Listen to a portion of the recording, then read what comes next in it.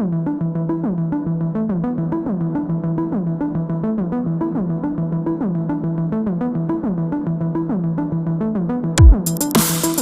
this module, we touch the basics of particle acceleration and detection methods. And in this fourth video, we will show how heavy charged particles interact with matter. These interaction mechanisms are used to detect them. At the end of the video, you will know the energy loss by ionization and excitation of heavy charged particles, and the distribution of the energy loss for these particles and their angular deviation when traversing a slice of material. To detect particles, one must make them obviously interact with matter. With the exception of neutrinos, all particles interact in one way or another via the electromagnetic force. Hadrons obviously also interact via the strong or the nuclear force. Electromagnetic interactions thus play a predominant role among the mechanisms of interaction and particle detection. Its different reactions are listed here. We will discuss them in this video and the one that follows. When a charged particle passes through a slice of material of thickness dx, it ionizes or excites the atoms it meets. By this, the particle loses a part dE of its energy. The energy loss per unit length, dE by dx, plays a central role in the detection of stable charged particles. It depends on both the properties of the particle, such as its charge z and its velocity beta, as well as the properties of the material crust, like the volume density Ne of its electrons, which is proportional to the atomic charge, and its ionization constant I, which describes how easy it is to ionize its atoms. The dependence of dE by dx on these factors is described by the beta block formula reproduced on the top of this slide.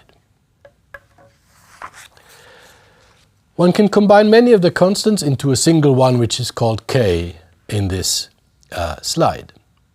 Thus it can be seen that at low velocity, dE by dx is proportional to the charge of the particle squared and inversely proportional to the square of its velocity. The energy loss goes through a shallow minimum located approximately at the same velocity for all particles. In this minimum, particles are called minimum ionizing. Because of the strong dependence of the square on the square of the charge, we can even identify the charge of the incident particle by measuring dE by dx. Beyond the minimum, the energy loss dE by dx increases slightly with a logarithm of beta gamma equal to p over m, as shown in this graph. Here's a summary of dE by dx in typical gases, liquids and metals as presented by the particle data group. The minimum of the curves is approximately at the same velocity for all the materials. It is surprising that the curves for solids are below that for gas. But do not forget that the energy loss is given here with respect to the surface density.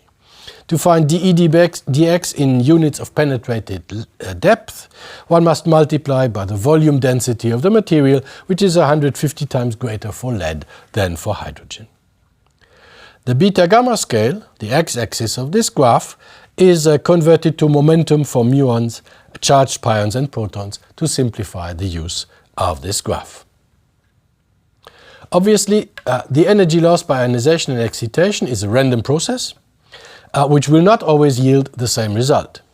Therefore, dx in a given material thickness dx follows a Landau distribution. This is an asymmetric distribution around the most probable value EW, with the width characterized by xi. The most probable energy loss is derived from the beta block formula. Since dE dx increases with decreasing velocity, the particle loses more and more energy per unit depth while penetrating the material. The greatest loss happens immediately before the particle is stopped. This is called the Bragg peak. The effect may be beneficial in medical applications. When irradiating tissue by charged particles, one can adjust the initial momentum and thus the penetration such that most of the energy is deposited where a cancerous tumor is located, preserving healthy tissue around.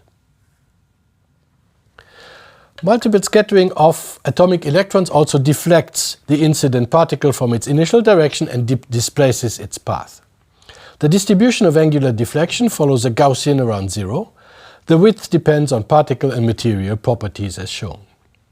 The latter can be combined into the radiation length x0, which we will introduce later in this module. Hadrons, of course, also belong to the class of heavy particles. In addition to electromagnetic interactions, they can interact with matter nuclei through strong or nuclear interactions. Elastic scattering makes them lose energy to a lesser extent, because nuclei are typically heavy and recoil little. Inelastic interactions occur at high energies and create additional particles. These deposit energy by dE by dx, but can also in turn produce more particles. At sufficient energy, typically a few gigaelectron volts, this will generate a cascade process, which is called a hadron shower. You see in this image a simulation of such a process with an incoming high-energy proton. Each black dot represents a unit of energy loss by a charged particle. The characteristic length of these processes are the nuclear collision length applying to elastic interactions and the nuclear interaction length applying to inelastic interactions. Both can be found in the tables of the particle data group. They are typically much larger than the radiation length of the material. In the next video, we talk about the interactions of light particles in general and Bremsstrahlung in particular.